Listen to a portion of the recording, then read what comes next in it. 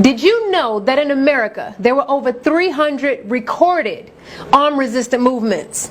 Yes, from the brave warriors of the Bacon Rebellion, the Stono Rebellion, Nat Turner, to the ingenious plots of Denmark Vesey and Gabriel Prosser.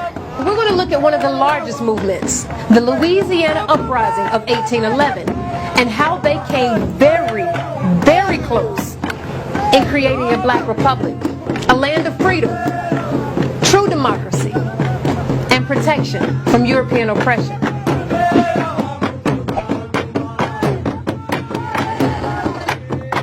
Some just refuse to die, and so we would struggle and fight. We would continue to use our language when they weren't looking. We would continue to remember our customs. I'm an African, I'm a God, I'm a Shanti, I know who I am. They won't take me from me. Some of our people say you will not take my identity. In fact, Ruth would just say, I'd rather die and have no respect and be a slave and a servant to you. And so they said, no, I'm gonna beat this out of you. Because we were rebellious, we didn't want it. They said, what's your name? And that black man would say, my name, I'm an Ashanti. He said, you are a nigga. He said, I'm God, I'm Lord. You'll never change me. And many of our ancestors died fighting, never accepting anything less than being proud, productive African people. Indeed, we fought the entire time. And nothing testifies to this statement more than the armed resistance movement by the enslaved Africans led by Charles Dessalines. In order to truly grasp the brave attempt of our ancestors, we need to understand that there were three ways of resisting capitalistic slavery. Running away to territories like Canada, becoming a maroon, living in the swamps and surviving off of the wildlife, and carrying out raids on the plantations to free up others. Number three, overthrow the state, overthrowing the dictatorship of the slave-holding class. All forms of resisting European imperialists in this capitalistic slave society was extremely dangerous, but the most daring and noblest,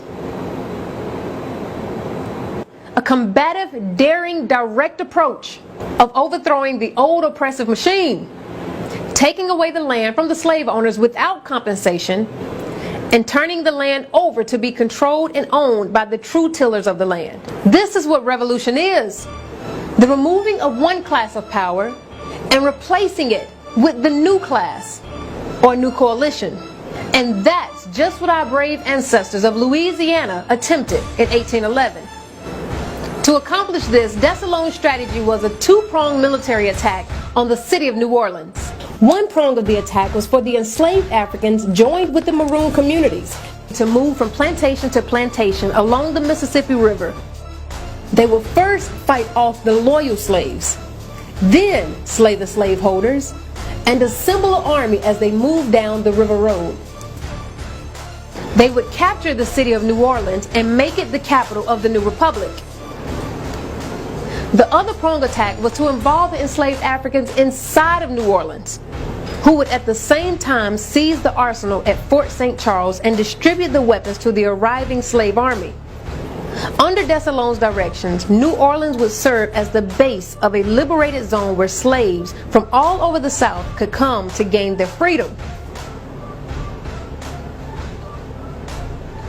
Dessalines and his comrades began the uprising with two slogans: on to New Orleans and freedom or death. There were no promises, there were no guarantees that it would work. But under this tyranny, it was better to fight than to die under their oppressive rule. Late that evening on the German coast, about 26 miles outside of New Orleans, the uprising began. Here at this spot, this is the former Colonel Manuel Andrews plantation. Today it's called the City of La Platte. On this land, which was about 4,000 acres, the rebels had as their objective to capture New Orleans to build an independent black republic. This is a powerful revolt involving over 500 Africans from 50 different African nations. Starting at the Audrey plantation, the enslaved Africans traveled all night and throughout the day, marching from plantation to plantation, killing slave owners.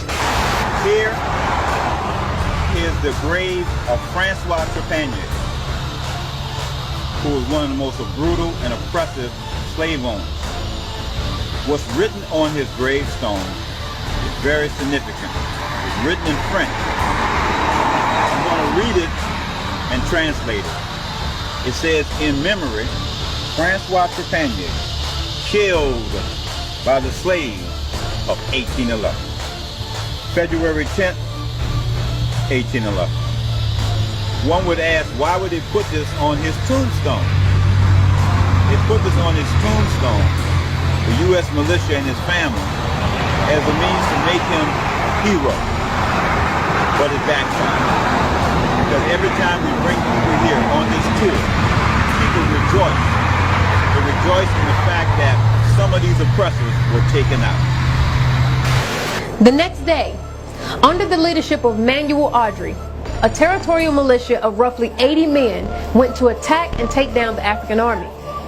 But they were outnumbered and defeated. So General Wade Hampton was then dispatched to New Orleans along with the U.S. troops. No, he wasn't dispatched to stop the slave owners and others from exploiting, torturing, raping, killing our ancestors. Nope, he wasn't dispatched to ensure freedom and democracy for all people under this fairly new constitution. No, those proud American patriots under the banner of the red, white, and blue marched in to end any hope of democracy for our ancestors and to place them right back under the oppressive rule of the slave owners and the white power structure. Governor Wade Hampton's army, together with Major Milton at Destrehan Plantation, being well armed, was able to stop the uprising. Some of the leaders were captured, placed on trial, and executed. Their heads were cut off and placed on poles for more than 60 miles along the river in order to frighten and intimidate the other enslaved Africans. So the question is this uprising just like so many others in America? Was it successful? Absolutely. They did not achieve their goal of creating a true democracy, but it did show future generations to resist and continue fighting when your civilization is being attacked.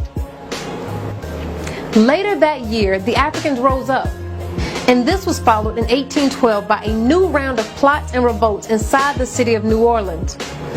Over the next several decades, the resistance escalated until finally the children and the grandchildren of the 1811 revolutionary Africans would triumph and defeat the dictatorship of the slave-holding class in the Civil War. Understand that when any African, whether enslaved or free, fought to liberate themselves, seek land, and come from under European oppression, it jeopardized the very wealth system of what Europeans were creating with this exploitation. And this meant death. So yes, any revolutionary African that put forth an effort to create change by simply having the audacity to fight is considered a success in my book. And all of our ancestors that died trying to create a better situation for themselves and future generations, which includes you and I, deserves our honor and our respect.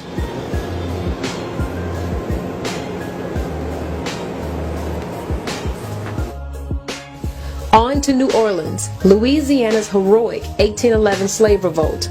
This book includes in-depth information and documents pertaining to our revolutionary ancestors and their heroic fight for freedom. This is information that you do not receive in school. If you would like a copy of this book, you can go to thegreatgriot.com.